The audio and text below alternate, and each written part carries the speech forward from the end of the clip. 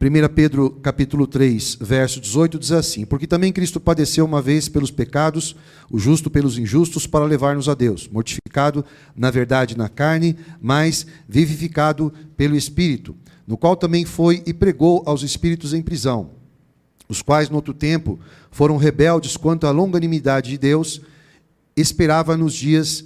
Me perdoe, vou ler novamente. Quando a longanimidade de Deus esperava nos dias de Noé, enquanto se preparava a arca, na qual poucas, isto é, 8 almas, se salvaram pela água, que também como uma verdadeira figura, agora vos salva o batismo, não do despojamento da imundícia da carne, mas da indagação de uma boa consciência para com Deus, pela ressurreição de Jesus Cristo, o qual está à destra de Deus, tendo subido ao céu, havendo-se-lhe sujeitado os anjos e as autoridades e as potências. Eu tenho que trabalhar com os irmãos a pedido do Senhor, exatamente essa expressão, né, que nós vemos no penúltimo versículo aqui, que trata da indagação de uma boa consciência para com Deus. Porque há uma preocupação do Senhor, o que eu entendo com essa mensagem, né? Entendo quando eu digo aquilo que Ele me passou. Amém? De que aquilo que nós recebemos de conhecimento do Senhor, né, o conhecimento da verdade, do Evangelho, que nós identificamos nas Escrituras, mas que ao mesmo tempo nós podemos olhar lá para fora, para a história da humanidade, a história que Deus escreveu entre a história dos homens. Amém? Nós podemos identificar e coletar as evidências, as provas e os fatos de que essa ação de fato aconteceu. Então, com base nessas evidências do que Deus fez desde o princípio, não só no período da Antiga Aliança, mas principalmente depois da manifestação e vinda do nosso Senhor, porque há o aspecto, obviamente, né, especial e de plenitude de obra na manifestação de Cristo, em que essas evidências tenham sido dadas à humanidade, para que o homem, ao buscar esse conhecimento, tenha aí não só, né, a leitura, o entendimento, mas também a interpretação e a capacidade de colocar esse plano dado por Deus aos homens para alcançar redenção e salvação, a forma como o homem deve colocar isso em prática. Amém? Então, quando nós falamos consciência, é a chave daquilo que nós recebemos do nosso Senhor. E quando falamos consciência, não falamos de uma capacidade que vem do homem. Não falamos de inteligência. Não falamos de valores que nós somamos, agregamos, para que, ao final, possamos ter uma independência e sabermos como devemos agir. Nada daquilo que diz respeito à redenção, ou plano de Deus para o homem, para qualquer homem nesse mundo, ele pode ser colocado em prática ou executado e ser reconhecido por Deus, separado daquele que Ele enviou. Esse conhecimento ele está restrito e manifesto em toda a atividade do nosso Senhor. De forma que para nós, para a humanidade, em toda a história, fica não só a evidência, mas todo o aspecto de plenitude de obra. Ou seja, é obra perfeita, é obra satisfatória, é obra suficiente, de forma que não haja para mim e para você necessidade de nenhum ajuste, de nenhum complemento, de que agora, como nós vemos entre os homens, e infelizmente, principalmente entre aqueles que já tiveram contato com a palavra e com o Evangelho, para não dizer daqueles que já estão dentro de templos e igrejas, amém? Um sentimento de que Deus concedeu a sua autoridade, que nós temos pela palavra, pelo Evangelho de Cristo, que é exclusiva do nosso Senhor, que essa autoridade tenha sido dada a homens ou à igreja, para que a obra, da forma como Ele consumou, da forma como Ele determinou que deva ser cumprida, que o homem possa intervir nisso, ou modificar, ou excluir, ou ajustar. Não é necessário, porque Ele provou que tudo aquilo que Ele fez é perfeito. Amém? E aí, trabalhar aqui com os irmãos, cada um dos tópicos aqui desse texto que nós vemos, porque ele traz exatamente toda essa linha histórica. Amém? A começar, que é o primeiro ponto que eu quero trabalhar com os irmãos aqui, da autoridade do nosso Senhor. Que quando nós falamos da autoridade de Cristo sobre a fé, como eu disse aos irmãos, não pode ser porque eu estou dizendo, porque nós aqui desse ministério, quando subimos aqui no púlpito, falamos isso para você. Mas tem que ser porque não só as Escrituras falam acerca disso, mas o rastro histórico, as evidências, quando nós coletamos da atividade que Cristo desempenhou e deixou provado, e deixou evidenciado com testemunhos, ou testemunhas, amém? De que isso que está escrito aqui que nós vemos é verdade. É verdade, foi provado, porque nós agora nesse momento não podemos reverter, não podemos anular, Não podemos ajustar nada daquilo que ele fez. O que ele fez foi perfeito e foi suficiente. Amém? Então, quando nós falamos dessa autoridade que Jesus tem sobre a fé, nós temos que entender que, primeiramente, a eleição do nosso Senhor não foi uma escolha minha e tua ou dos homens que estão lá fora. A igreja não escolheu um Salvador. O homem não escolheu um Salvador. Ainda que tenhamos em nós a incapacidade, a insuficiência, para, nesse momento ou em qualquer momento, nos unirmos a Deus ou estabelecermos uma relação direta com Ele, pelo nosso pecado, pelo nosso desligamento dEle, a escolha por Cristo não foi dos homens, mas foi do próprio Deus. A começar do fato de que, ao buscar o conhecimento de Deus, nós não podemos ouvir do próprio homem, mas temos que ouvir do próprio Deus. E houve um a quem ele elegeu, entendendo que seria ele o único com autoridade, capacidade e legitimidade para que, ao assumir essa obra e colocá-la em execução e levá-la a uma consumação, ele teria êxito. Seria não só reconhecido, mas como também glorificado. Então, nosso Senhor tem uma autoridade que não foi delegada, que não foi dada pelos homens, nem ao menos pela igreja. A igreja é uma consequência daquilo que ele fez.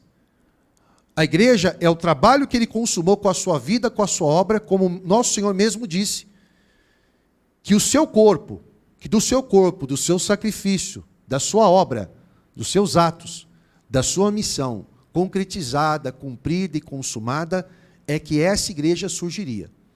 Da sua morte, da sua ressurreição e da sua glorificação.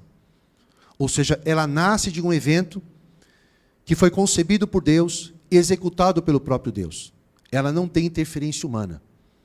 Então, quando nós pensamos em igreja, ou queremos buscar a identificação do que é igreja, nós não podemos consultar o catolicismo, nós não podemos consultar a história humana, nós não podemos buscar as evidências daquilo que a filosofia fala lá fora, daquilo que os homens estudiosos trazem, seja de necessidade, seja de conhecimento, seja até de uma coerência humana, daquilo que entendem ou concebem ser Deus. O próprio Deus tem que provar acerca disso. E é isso que nós vemos o nosso Senhor comprovar e testificar.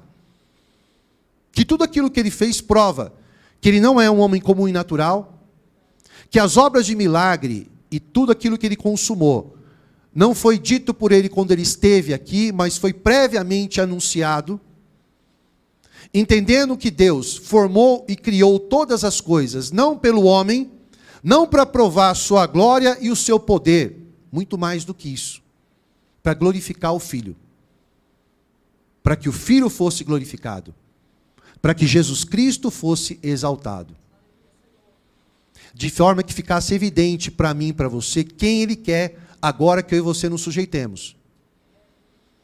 Porque Deus não mandou o Filho neste mundo, amados, para que os homens reconhecessem que Ele é Deus, mas mandou o Filho a este mundo para que nós ouvíssemos da boca dele, do próprio Filho de Deus, que estava no seio do Pai, que conheceu o Pai, conhece o Pai, e recebeu dele tudo aquilo que nós precisamos, nesse momento, alcançar, cumprir e colocar em plano, para sermos também reconhecidos por Ele. Ainda que sobre mim, sobre você, sobre a humanidade, haja uma rejeição e uma anulação por aquilo que nós somos. O amor de Deus não olhou para isso. Como nós vemos aqui, Deus não levou em conta o tempo da ignorância ou o tempo do pecado, mas na consumação dos tempos, como prometido lá no princípio, lá na queda, Ele envia e manifesta o seu Filho para que todos nós, agora, pudéssemos ouvir da boca do próprio Deus e receber de Deus a vida do Filho sendo ofertada por nós. A vida de Jesus Cristo sendo dada por serviço à humanidade. Porque foi isso que Ele cumpriu. Quando Ele veio aqui, Ele não recebeu nada de mim e de você. Ele veio primeiro para ofertar. Para que mediante aquilo que Ele conquistou na cruz do Calvário, para que mediante a sua glorificação, como reconhecimento de uma obra consumada, ou seja, aquilo que Ele recebeu de incumbência do Pai, para cumprir, Ele não só cumpriu, mas cumpriu com êxito. E quando nós lemos aqui, até no último versículo, né, nos dois versículos, eu não vou ler inteiro o 21, mas o 22 principalmente, o qual está à destra de Deus, tendo subido ao céu, havendo-lhe havendo-se-lhe sujeitado os anjos e as autoridades e as potências. Então ele não só foi à cruz do Calvário, se ofertou por nós, não só cumpriu o ministério aqui entre nós, e instruiu os homens e formou uma igreja a partir dele, mas também como consumou uma vitória na cruz do Calvário para que essa obra se tornasse possível a mim e a você, como também o Pai o ressuscita e como também o Pai o eleva ao céu. Então está legitimado não só a sua autoridade, mas toda a sua competência e a legitimidade da obra que ele consumou. Para que agora, ao falar para mim e para você, e para a igreja dele, acerca daquilo que é a sua vontade, para formar em nós, dentro do homem, a sua igreja, por meio dessa fé verdadeira, que é um dom e que é uma virtude que vem dele, ele pudesse ser reconhecido por todos nós, por essa autoridade que é legítima.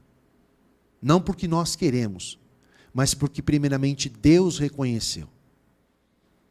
Então, ainda que o testemunho dos homens tenha também existido, de que ele esteve aqui, de que ele cumpriu as obras, de que ele ressuscitou, de que ele ascendeu ao céu e o Pai o glorificou, o testemunho de Deus é maior.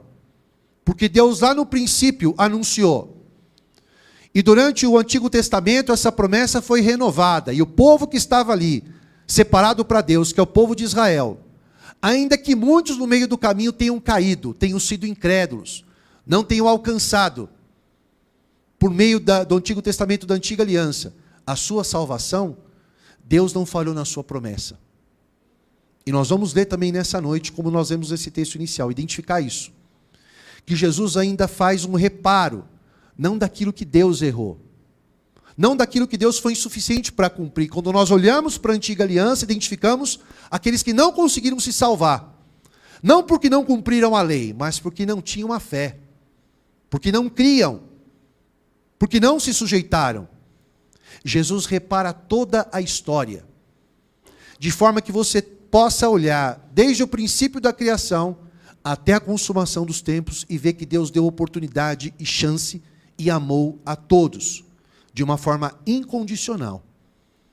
Quando nós falamos incondicional, é porque não havia e não há no homem nada daquilo que ele possa dar em troca, ou como forma de pagar ou retribuir aquilo que Deus fez por ele. Incondicional, porque primeiro ele amou, antes de nós o conhecermos, ou sem que nós sequer estivéssemos vivos, como também fala a palavra. O ato inicial e final veio dele. O veredito daquilo que aconteceria, ou vai acontecer com a humanidade, também veio dele. Então, o grande questionamento que Deus tem aqui com essa mensagem, com essa palavra que nós vamos trabalhar aqui nessa noite, é exatamente isso. Que tipo de consciência para Deus está sendo trabalhada aqui entre nós? A do religioso? Ou daquele que tem o julgamento do certo e do errado formado por Cristo? E se engana se você pensa, por exemplo, como nós vemos aqui, que o batismo possa mudar esse cenário, né? Ou que o batismo sacramente ou determine de uma vez por todas aquilo que vai acontecer. Nem o batismo e nem a consciência adquirida. Porque cada dia, cada momento, para mim e para você, nós vamos estar no controle para determinar qual é a nossa decisão, qual é a nossa escolha e qual caminho nós devemos seguir. Mas de tudo aquilo que o homem vem a fazer, o testemunho de Deus permanece. Desse amor, dessa fidelidade e dessa plenitude de graça e misericórdia que Ele derramou entre nós. E de uma abundância de recursos que nós temos disponíveis da parte de Deus, para que essa fé seja trabalhada com fundamento único e exclusivo sobre Ele. E não sobre valores humanos, não sobre ciência humana, não sobre materialismo ou qualquer outra questão de vida que você queira nesse momento colocar. Porque tudo se inicia e termina nele. No que diz respeito à vida para Deus. Outros aspectos do que é comum e natural à vida que nós temos aqui terrena é outro aspecto. Mas aquilo no que nós depositamos agora, toda a nossa atenção, o nosso esforço para entrarmos, como diz o nosso Senhor, por essa porta estreita, por esse caminho apertado, depende da aprovação dEle, do reconhecimento dEle, de que essa fé e de que essa consciência assumida pelo conhecimento que nós adquirimos e alcançamos nele, que isso se converteu, que isso se tornou para mim e para você uma prática de vida. Porque do que vale também para mim e para você? O batismo, o conhecimento, ou talvez até a compreensão do que é a obra de Deus. Se isso para nós não se converteu em prática, em execução, em vida para Deus. Vida para Deus não se produz com qualificação humana. Vida para Deus só pode ser produzida para Deus com recursos e somente com os recursos do Senhor. Se alguma coisa dentro de nós se misturou com isso, se confundiu com isso, há comprometimento. Havendo comprometimento, Deus não pode reconhecer.